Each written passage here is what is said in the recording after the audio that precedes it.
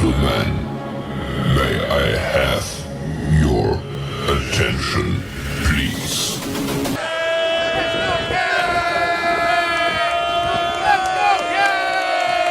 The show starts in 3, 2, 1, go. Good morning, CaneSport. It's December the 15th, 2022. I'm Gary Ferman, the publisher of CaneSport.com, joined once again by our managing editor, Matt Shodell, and Stephan Wagner as we discuss the news of the day, presented today by Caneswear, your holiday destination for all your Miami Hurricanes shopping needs, and by LifeWallet, where the time is now to take charge of your personal health, and the time is now to get ready to do an NIL deal with one massive offensive lineman named Samson Okunlola, because the day has come, guys.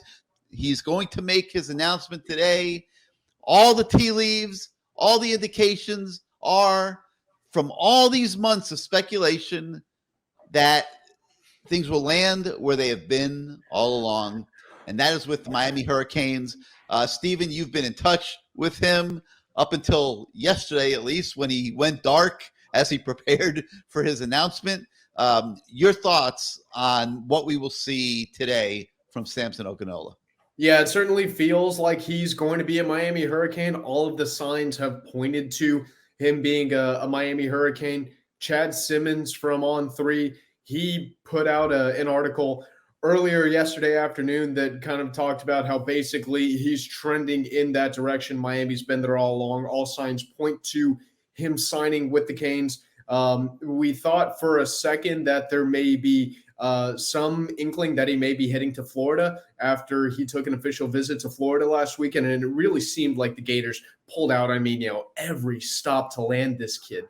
But it really does feel like he is going to be a Hurricane after all. I've had the chance to talk to him a couple of times throughout this process. He's always been high on Miami, but he also did note that he was feeling good about the Gators and that he did enjoy the visit that he had to Florida last weekend. But like I said, every indication says he's going to be a Hurricane. He's been high on Miami throughout the entire process, and today's the day. I'm going to tell you another guy that thinks he's coming to Miami. Matt Shodell. No, only kidding. John Campbell, okay? I don't think there's a coincidence, guys, that yesterday, as the Samson Okunlola to Miami fever was catching fire, that was the day that John Campbell chose to go into the transfer portal. And I think it was a smart move by John, because better talent is getting ready to come in the door, and you're an older guy, and you don't need to go back to being a backup, which you would be, and you're better off going somewhere else, trying to play, trying to see if you can continue to develop and become a pro football player. It wasn't going to probably happen here at Miami next season. So great move by John Campbell, opening up another spot. And here we are at Miami on the doorstep of landing a 5-star offensive tackle that I got to believe would have a great chance to come in and start as a true freshman. This is Evan Neal that we're talking about, that went to Alabama, started as a true freshman. If not day one, and I'm trying to remember this, it was certainly by midseason that Evan Neal was ready to step in and be a starter at Bama. Was he the same Evan Neal that would develop year after year after year? Absolutely not. But was he good enough to be their best left tackle at Alabama? He absolutely was. I think Samson Okunlola, guys, is the best offensive tackle at Miami the second he steps on campus. Matt, do you have any opinions on this matter? I'm glad you and Stephan had a nice conversation for a while there. I'm including you. I went out of my way to include you right now. I was giving you a didn't want your compliment. feelings hurt. Stephan and I are the experts on Samson Okunlola. I did not want you to feel left out. I just included you. I gave you a compliment. I said you had a nice conversation. It's a compliment. Yeah, so I sent. But it was a wise ass compliment. I know you. I've known you for 20 some odd years. Nobody knows me. Nobody knows me. Okay, I don't even know me. I sent Samson a text yesterday at 9:17 a.m. This was the text that I sent to Samson Okunlola.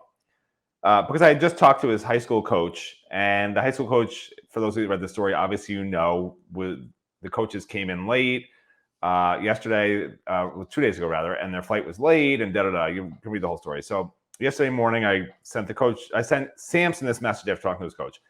Hey, Samson, can you shoot me just a quick couple of sentences on how the in-home visit with Miami went? Putting a story together on you after talking to your coach. Thanks, Stephan. No, Matt at CaneSport/on3. And apparently, I'm hoping Samson's a better offensive lineman than he is a text responder, because I specifically, right in the first part, said a quick couple of sentences. So 9:17 a.m. I sent that. At 4:54 p.m., he responded with those wonderful couple of sentences. He said, "It went great." So there you have it. He's coming to Miami. Nobody needs to tune in anymore for the announcement. It went great. That's awesome. All right, so Stephan, you did an in-depth. Here it is. Oh wait, okay. You did a much more in-depth. Here it is. Here. Oh wait, how do I get in there? Oh, this is always impossible. I have to turn my light off. Let's see if this works. It's not. It's not Listen, we'll take your word for it, Matt. We got you. We got you. We believe you. How do I get the response on there? We believe you. This is horrible. Okay, let us move on here, because Stephan did a major in-depth for hours look at Samson Okunola. And he did a story for the website this morning, what it would mean to this class and the Miami Hurricanes program if Samson Okunola picks UM today. Stephan, after working on that story and putting that together, give us your thoughts on just how significant of a commitment this would be for Miami.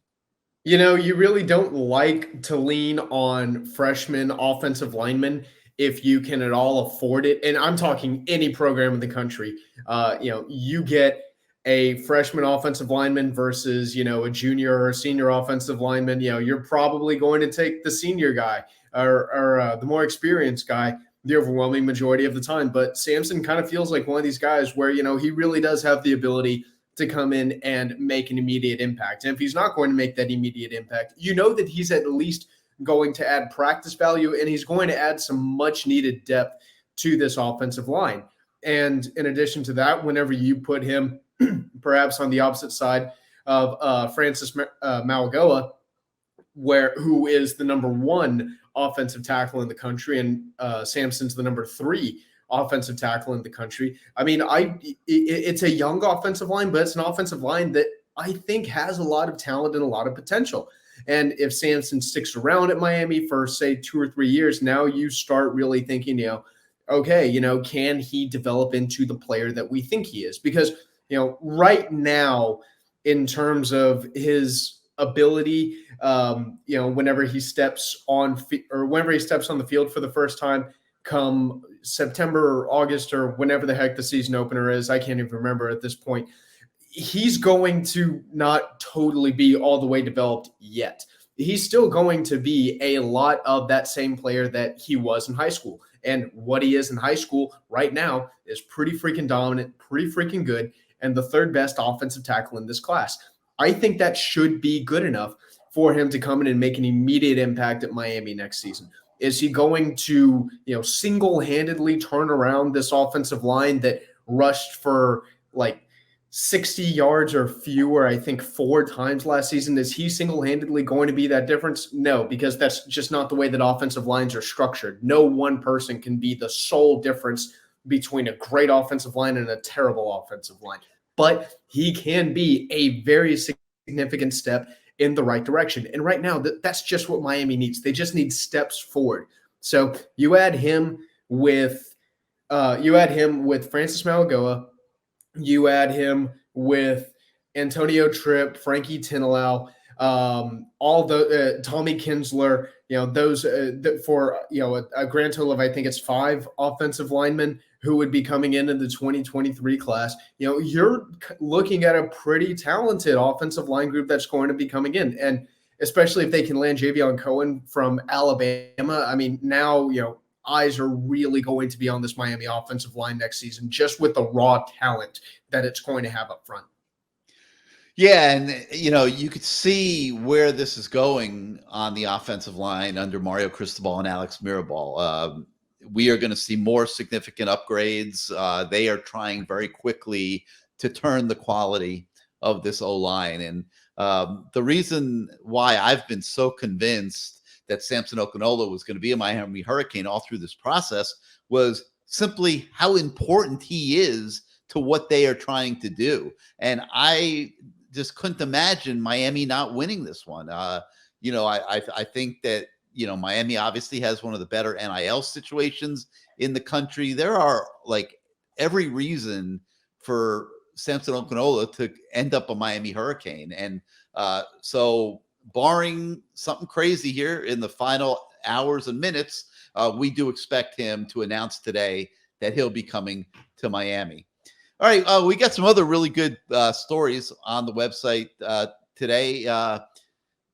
Matt, you probably think that the reason we have you on the show today by the way, yesterday when you were out gallivanting around the town till 3 a.m. and couldn't do the show, I had Azubi and Stephan do the show with me, and they got rave reviews. Did an absolutely. I don't know why I'm on. Why am I even on today this morning?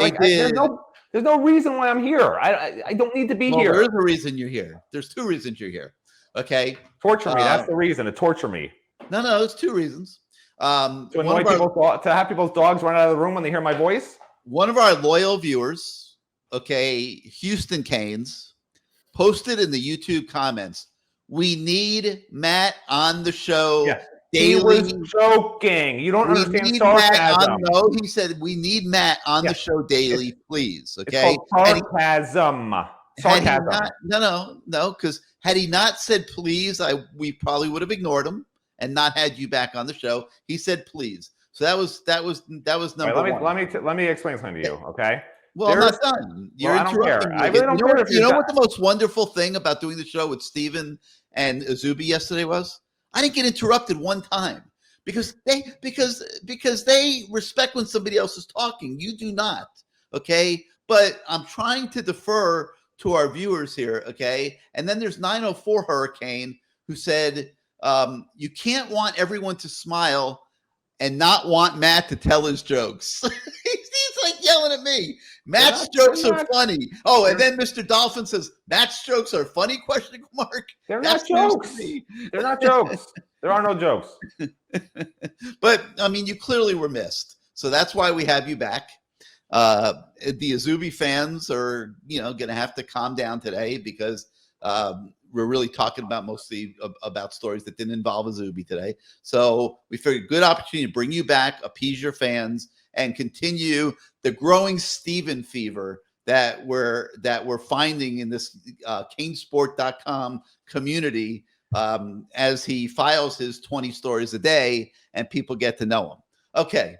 Can I speak for 1 minute? You say nobody can interrupt you. I have to interrupt you because otherwise you go on and on. Listen, there was a headline on Yahoo last night that I read. I just called it up again. It's still there. USA Today headline: Man fights off shark with diving knife, escapes without chunk of torso in another Hawaii attack. Okay, I would rather be that guy missing his chunk of torso, fighting off a shark, than being here at 5 a.m. with you and Stephan. You don't need me here. The YouTube people have made it clear through their sarcastic comments, making fun of how much they enjoy my negativity. I don't know. Who enjoys negativity? Nobody. I don't need to be here. You're a modern day Jerry Seinfeld. No, but that's not what I'm trying to be. I'm not. It's like they feel like they're living your life. It's like that unnamed Hurricanes. I don't know if he's an icon who says, I was not attacked by a bear. I did not die of the swine flu. That's me. Because get the look on Stephan's face. He's like, what have I gotten myself He doesn't know that story. You have no idea. But that's me. Like, people think I'm trying to be funny. I'm not trying to be funny. This is this. It's this. This is it. I got nothing else. Stephan, real quick, I'm going to show you how this all started. First, look at this. Woohoo! Oh, sweet.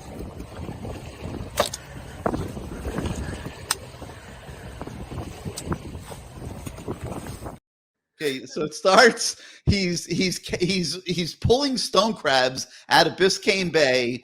He's kissing them and then flipping whatever he flips back into the water. Right at that, but you notice he pulls The both stone legs. crabs You're get very supposed to flip one stressed. claw. He takes 2 claws and dismembers stone crabs. So this is how this whole Matt Shodell like cult thing started. Like, man, that's our man Matt. He butchers stone crabs out on the bay, and people just related to like getting these in-depth glimpses into Matt's private life. And then subsequent to that, okay, this is what happened on the sidewalk outside Matt's house.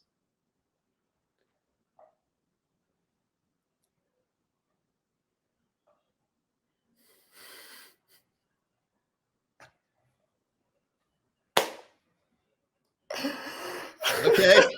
So, like, this is how this whole Matt Shodell fever began on this show. No, listen, can we talk about football? Because I do have something I can talk about right now, all right? Because yesterday, nobody wants to hear about stone crabs right now, okay? And first of all, I kiss the stone crabs because they get stressed out when their claws come off, and the kiss rejuvenates them. You're yanking their freaking shoulder joints, and you're surprised they're stressed out. Kissing them makes them feel loved, and you return them to the mother ocean, Mother Biscayne Bay in this case. Anyway, yesterday, this was interesting, okay, because you guys are talking about Samson Okunlola, and I'm sure we're going to talk about my favorite subject, which is roster numbers, because I got to write a story about roster numbers today. I'm so excited. We're going to talk about that a lot. But I was transitioning to it when we got that said, this was interesting. This is not something that you would have brought up, Gary, or you, Stephen, which is why I want to just mention it. Yesterday, I got a chance to talk to an agent and I guess what somebody would call a middleman, just to sort of find out how does this NIL stuff work? What's actually going on behind the scenes in this NCAA gray area, which is legal, which really is legal. And so I got an education yesterday, which I'll share with everybody because it is really interesting, because people always just assume it's illegal and that a head coach is calling, some top player at some other school, hey, we need you. Can you come here? I got an NIL guy who's going to give you money. I don't know how fans assume this is happening. I know in the old days they used to think that recruiters would literally carry bags of cash, brown bags just full of cash to people's houses and stuff. Well, Tennessee did it, to be fair. They did it in a McDonald's bag, so I don't know how much of a stretch that really is for now you're going to jail. But no, what they would do is they would have boosters do it. But anyway, this is the new system. And it's totally legal, which is what's crazy. I mean, I talked to an agent and a guy who writes NIL contracts, and I talked to an agent about this and a middleman. Anyway, the general way this works, okay, is student athlete finishes his season, freshman season, sophomore season, whatever it is. And then a high school coach or a mentor, whatever you want to call somebody, close to that student athlete, will start making phone calls. They can call a head coach legally at any school they want to. Hey, coach, you looking for any particular positions that you need help with for next year? Coach can say, yeah, we need help at whatever, this position, that position, whatever. There's nothing wrong with that. And then the high school person or whatever can say, well, just so you know, player X is going to be in the portal if you're interested, and that's it. And then they go from there. And NIL, with John Ruiz, a representative of Gators Collective, whatever you want to call it, they can get calls from these middlemen. They can get calls from any number of people because they're not associated with a school. They're considered advertisers. They're just considered NIL people. An agent for a player can call those people directly, call these, an agent of a player, which they all have agents now legally, can call a collective member at the Florida Gators, say, hey, how much is my guy worth to you if he goes in the portal? That's allowed. That's allowed once you're in college. What's not allowed, and what is happening, is that high school student athletes are finding out how much they're worth to different schools. And the way they're doing that in the gray area is they can't ask anyone associated with a school. Like John Ruiz, a Gator Collective guy, cannot say to a high school student athlete, hey, you come here, you're going to have $1 million from us. That's against the rules. But if it's a middleman talking to an agent, a middleman talking to an NIL person, and the NIL person can say something to the middleman, I think that guy is probably worth this much money or whatever, and then that person go back to the student athlete. So it's all with these middlemen involved. All of it if you want to keep it in the gray area. But the bottom line is it's total free agency. The NCAA is not going to crack down on anything because none of this is provable. The middlemen are allowed, so, and you can't record a conversation in Florida legally anyway. So the Miami, Florida State, they can do whatever the hell they want. There is nobody to stop any of the programs in Florida from doing anything at all. Like what high school kids, they could be talking to 8-year-olds right now and saying, if you go to Miami in 14 years, what would it be, 10 years, I mean, there's no rules. It's like Gary calls it the Wild West, but it's just the wild. There's no Wild East, Wild West. It's just the wild. Like this is like just everybody's got that conch in the William Golding book, and they're all on the beach just trying to kill each other so that the last one standing can have the prize. That's about it, man. And you can bet that the scenarios playing out are much more varied than even what you just talked about. I think it's just about anything goes, and depending on the situation. And the good news for the Miami Hurricanes are that they are in as strong an NIL position as anybody in the country. And from what I can see, I don't know that they've spent a whole heck of their budget, really. I mean, I'm sure Cormani McLean is going to get a very good NIL deal. But Samson Okinola will get a very good NIL deal. But Francis Maigoa will get a very good. Let me tell you before you go off and start naming every player you ever heard. I'm not naming every player. My point is, there's only a few guys like that command anything that moves the needle in terms of the budget is what I'm talking about. I understand, but if they're smart, you're not throwing out money right now to guys that aren't the 5 stars, because all these other collectives, whatever you want to call them, are spending all their money right now. And the truth is, there's going to be a huge opportunity after spring ball when Miami coaches actually know what they have with, I think there's 15 or 20 freshmen coming in. They're going to know exactly where the weak areas are. That's when you can start throwing money around with these middlemen and getting free agents left and right, because we're going to start talking about numbers in a minute. And on defense, Miami has 17 sophomores through seniors and 17 players who will be freshmen based on where we are this morning, okay? There is no experience on defense. And if you can pay 4 or 5 top-level guys, because Mario wants to win now, you pay 4 or 5 top-level free agents to come in after spring ball, there's not going to be that competition with all these other schools because they've already spent all their money in recruiting right now. And Miami's already got locked in a top 10 class. You don't need to throw $500,000, to Connor Lew to try and get him back when you can use that to get a top free agent in the market in the spring when the competition will not be as fierce for these guys. I think it's very smart if they do not spend this war chest right now. You do not need to. They're already in the top 10. You go get Connor Lew with 2 years experience. That's what I'm saying. You're making a really good point. All right. Well, you've teased it a couple times now, so we might as well transition to it. You did take an in-depth look at the roster numbers. You placed in the true freshmen so that you could get a real accurate look, and everybody can see that on the website today, an accurate look on the class balance on the 2023 developing Miami Hurricane football team. And why don't you just give us a synopsis, Matt, because everybody will read the story and get the full picture. But why don't you just give us a synopsis of what you found when you dove into that? Yeah, I mean, it's very simple. The team sucks. Okay? The team sucks. Look at the players on this roster. The good ones are the guys who shouldn't really be ready to play yet.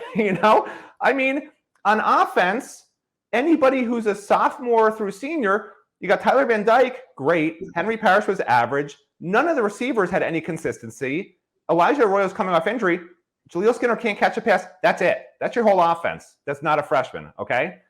Offensive line, Zion Nelson's coming back. Sorry, Zion Nelson is coming back, but he's been hurt. He's trying to come back. Yeah, trying to come back. Maybe he'll come back. Ja'Kai Clark is okay. Inez Cooper has a bright future, but was okay. His grades weren't great, and that's it.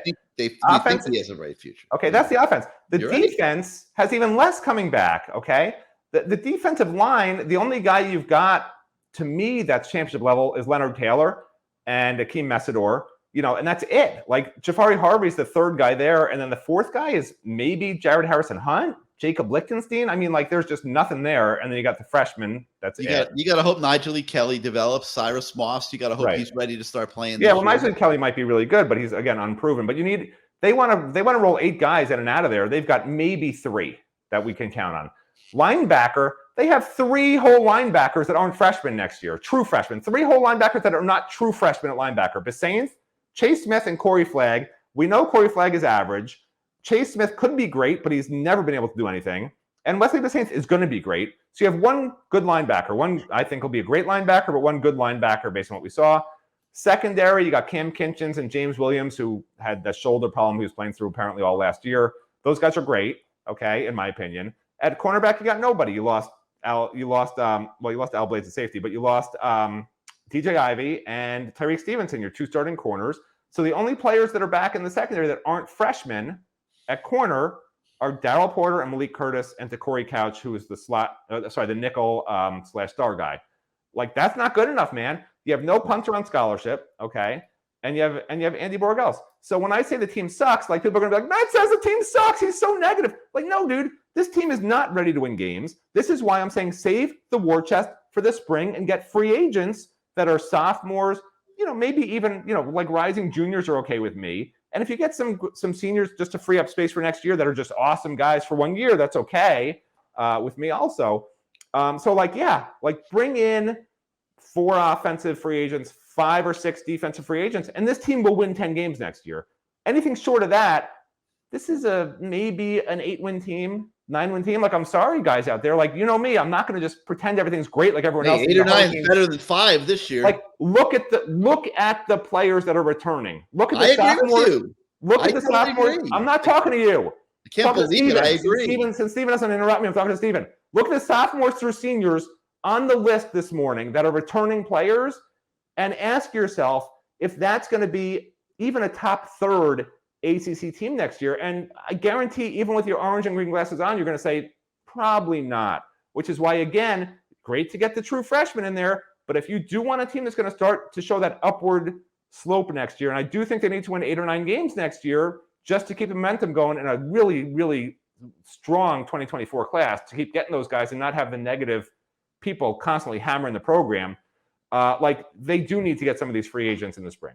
I've talked way too much, but I'm sorry, but that's important to me. So let me ask you a question. Why do they have to wait till the spring? Why can't they start next week? Because there's a lot of guys that are waiting to go in the portal. I talk, like the middleman I talked to, he's like, yeah, they're waiting. A lot of these guys are waiting to see what shakes out in recruiting, because their NIL values go up depending what schools miss. But that's Wednesday in recruiting. Next Wednesday. After next Wednesday, you're going to start seeing, I think, a lot of guys go in the portal. After spring ball, you're going to see even more guys go in the portal during that window when they sort of really get a handle on what they are worth. There's no rush to the portal right now. A guy doesn't need to rush into the portal. Anybody who's a really, really good player can wait until the spring when he's got a maximum value, right? Because the spring is when there's injuries, right? There's injuries in spring ball. Oh my gosh, we lost our starting quarterback. He's got an ACL. Wow, that quarterback at that school sure would do well here. Let's give him $1 million. We need that guy here. We can win it. We can win the conference with that guy. Values go up, and these people aren't stupid out there, okay? These agents know what to do, okay? These middlemen want their money, but they also want to maximize their money. So, and they get a percentage, I'm sure, of whatever happens. They're not doing it out of the goodness of their hearts. So they're not just rushing into the portal. Like, there's guys, I know for a fact, there are guys waiting to go in the portal. I know that, okay? Because I've been told that, okay?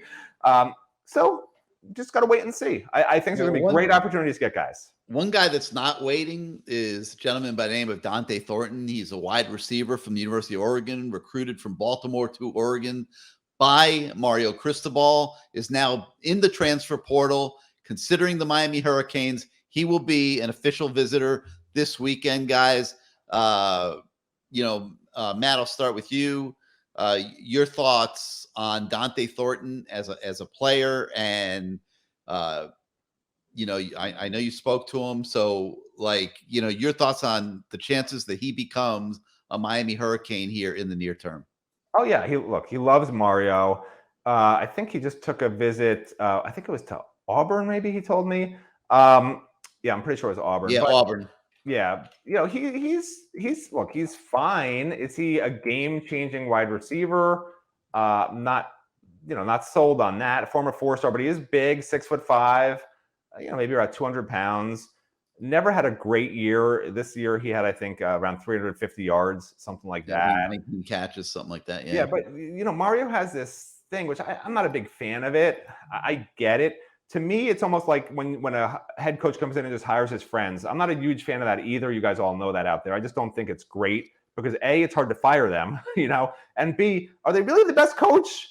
Are they really the best coach, or are they just your friend? And I just feel like when Mario takes these guys from Oregon, the John Dennis's, the Logan Sagapolus, Dante Thorntons, I'm not sure there's not a better guy out there. It's just almost like, what is it? The devil you love is better than the devil you don't know. I mean, he did recruit these guys once before for a reason. I mean, I'm assuming they were evaluated at Oregon as being good enough. Yeah, but my point is the guy's had a couple of years to play at Oregon, hasn't done a heck of a lot. And is he going to be all of a sudden this game-changing guy?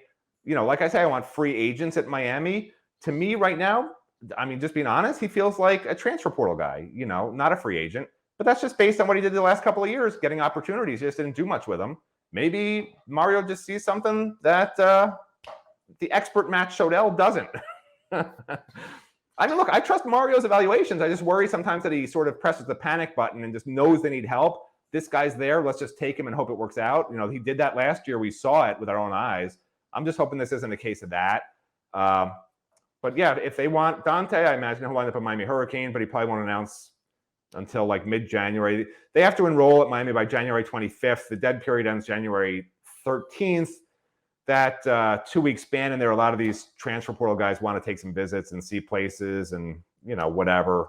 So there's a 2-week window in there. So it's not like everyone's going to be just committing on signing day if they're a transfer portal guy. They have a whole other couple of week window that high school guys do not, to take visits in January. So there'll be a lot of transfer portal guys that will just wait and see what happens. All right, we got a few more stories to talk about today before we go. But first, let's hear from our sponsors. First, CaneSport. Welcome to CaneSport. Family owned and operated since 2010, CaneSport has all latest merchandise for the Miami Hurricanes, Miami Dolphins, Inter Miami Soccer, and more. Come visit us at our store in Davie on University Drive, just south of I-595, or online at caneswear.com. CaneSport, the spot Miami fans shop. I love these commercial breaks, Matt, because I get to look at the monitor and watch Stephen. Stephen's like, what am I doing here at 5 a.m, listening to Matt tell these dumb jokes? They're not jokes. Pretending. By the way, let me just say this real quick. When I said the team sucks before, I was being a little facetious. It's not good, but the future, as I've said it a million times, just to remind everybody so you don't get on my case, 2 to 4 years, now 1 to 3 years, not next year, but the year after, this is going to be a great team, okay? The freshmen, who I obviously not including them because they shouldn't be ready to play next year, that's the reason I said the team probably won't be that great based on what we're looking at, okay? Those guys in 2 years are going to be awesome. Nothing to worry about out there, Miami Hurricanes fans. Just next year is going to be a little tricky. All right, and before we get back, let's also hear from Life Wallet. I know what you're thinking. Why do I get to star in my own commercial?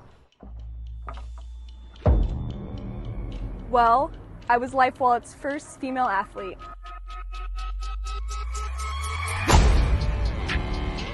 So let me be the first to let you in on a little secret on how I've grown my NIL. Introducing Life Wallet Sports, a revolutionary platform giving athletes complete control over their NIL opportunities, connecting athletes to brands and businesses specific to their followers' likes and interests. And if that's not enough, this platform also helps athletes make connections outside their sports. So let's get connected on Life Wallet Sports. Take it from me. It's a hole-in-one.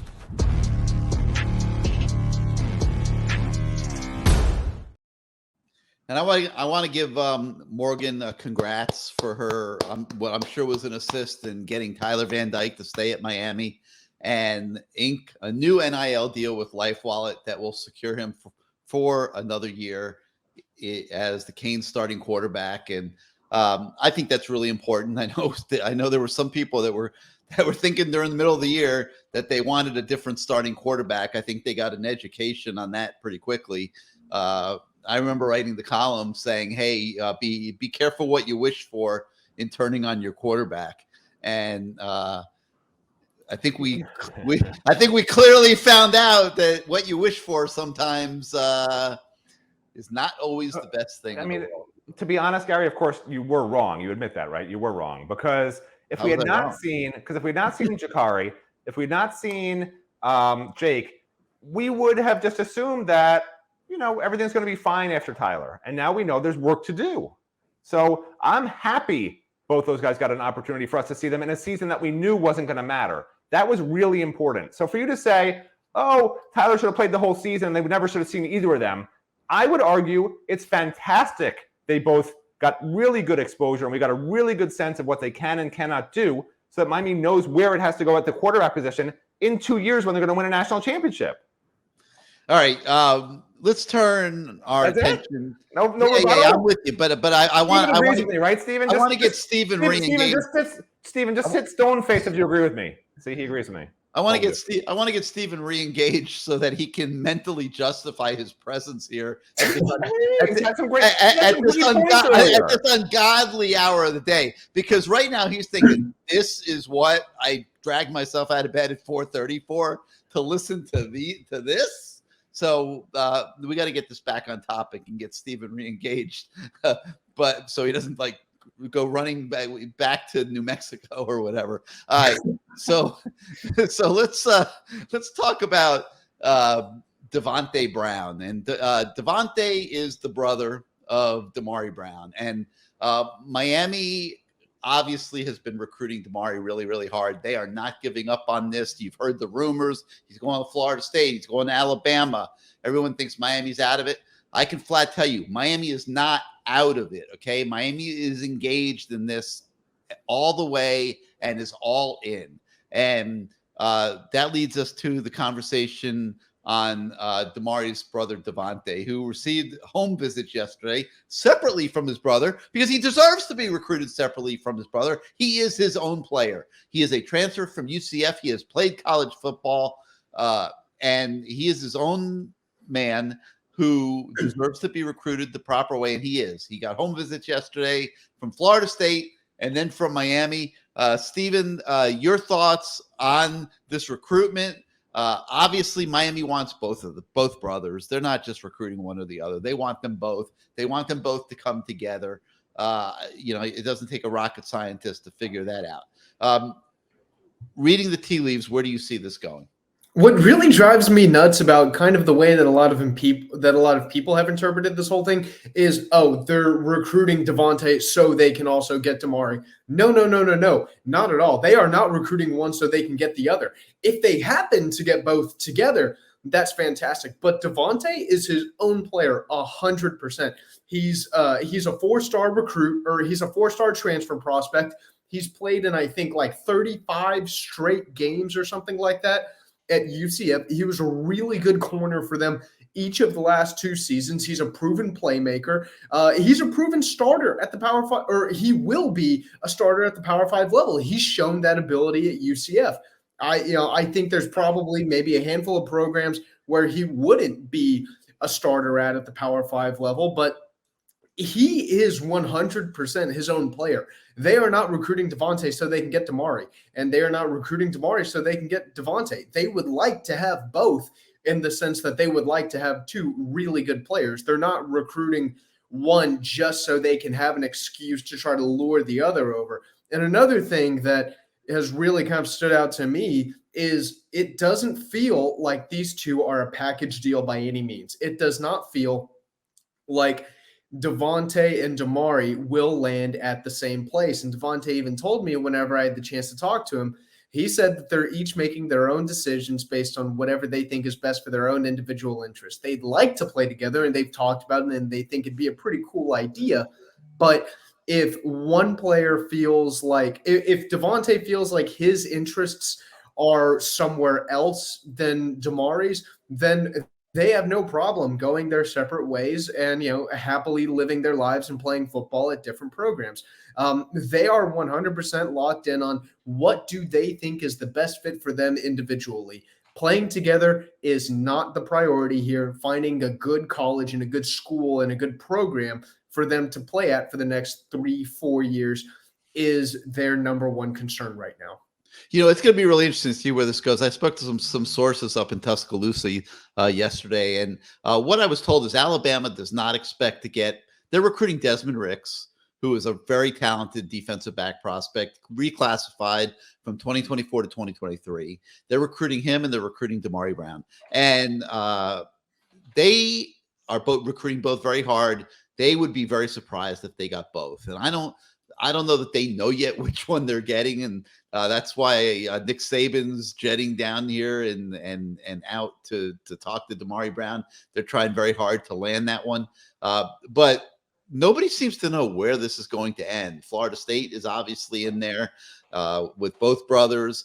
We had our CIA agents that saw Mike Norvell here on Monday night at Duffy's in Plantation, having dinner with the Brown brothers. So they may or may not be a package deal, but I think both Miami and Florida State would certainly love to see them be package deals. Alabama, I think, is just recruiting Damari. So I don't know whether the lure of playing with his brother leads Damari to Miami or Florida State, where he can do that, whichever school they would choose. And that's the great unknown here.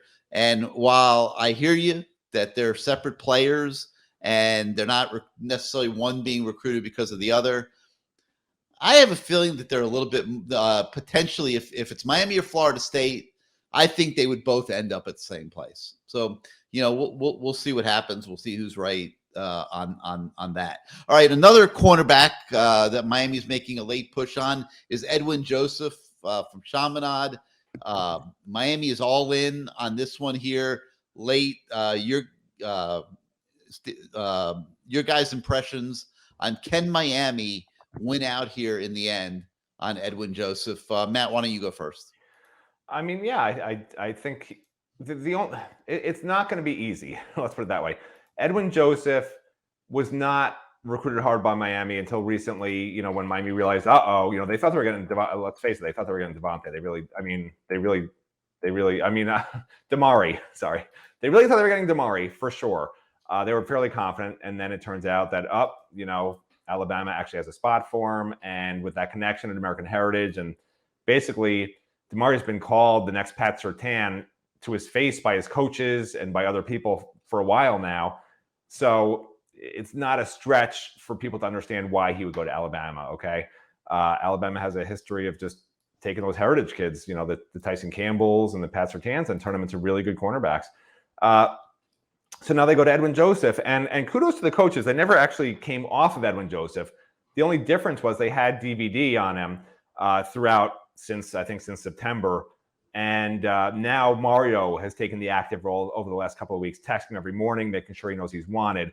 So the issue now is just that other schools have really gotten in with Edwin Joseph, and it's a little late in the game. I think there's definitely a chance. I'd like to say a decent chance, but it's just really difficult to tell because I think aren't they playing in they're playing in Las Vegas, right? On Saturday. Am I correct on that? Yes. Yeah. So they're playing in Las Vegas on Saturday. So I believe Edwin's plan is just to pop by after a practice, maybe, or come on Sunday if he doesn't go to Louisville instead for a one-day Sunday visit because they play Saturday at sometime our time in the late afternoon. It just doesn't sound great. He's planning to sign early. He's got the dead period starts Sunday at midnight. It's just so late in the game. It's a little frustrating because Edwin's a really, really good prospect from everyone I've talked to. I mean, really good. He could definitely have a great future at Miami, but just the way it went down with the numbers and who Miami was pretty sure they were getting, it just didn't work out well. So it wouldn't surprise me if he goes elsewhere. It just would be a shame if that's what happens, especially at a Chaminade where he's right around the corner, so to speak. All right, and there are some other stories on the website. We take a look at defensive lineman out of the portal, Thomas Gore. He's got Miami leading North Carolina right now, so you can make sure you check that one out. If you missed all of our coverage of Ruben Bain's commitment, that's still on the website. And then, of course, we'll have extensive coverage of Samson Oklanola's announcement today as well. All right, that's going to do it for today for Good Morning CaneSport. We thank you so much for starting out. Well, hold on. You literally told Stephen he could talk about Edwin, and then you only asked me. Like, literally, you said, "Oh, shoot." I mean, what is that? All right, I'm sorry. I'm sorry. I was trying to get people to work. I'll give you a pass this time. No, give us a quick 10 seconds. Edwin Joseph, Kane or no Kane? Well, shoot, Matt took the words pretty much right out of my mouth. I'm going to have to go with that's tough. Ooh. Actually, this is the first time that I've really had to sit here and think about it. I'm going to say no Kane. All right. That's just me. So now I would like to thank... You're so negative, Stephen. Stephen's so negative. Jeez, get him off the show. Now, I would like to thank everybody for starting out your day with us. We really appreciate it. If you like this show, hit your subscribe button, hit your like button. It helps us with the algorithms at YouTube. Trust me, we need all the help we can get. And if you are not yet a subscriber to CaneSport.com, please, please, please join our community. We have an introductory deal, $10, takes you to the start of next football season. Your subscriptions allow us to do what we do every single day. That's the exact same amount you can give to the Gator Collective, right? $10. That's what you were laughing about 2 days ago? Hilarious. $10. Why aren't you laughing about the subscription price, Gary? I mean, I still have my COVID cough. Like, what? It's going to last months. I'm sorry. It is what it is. Have a great day, everybody.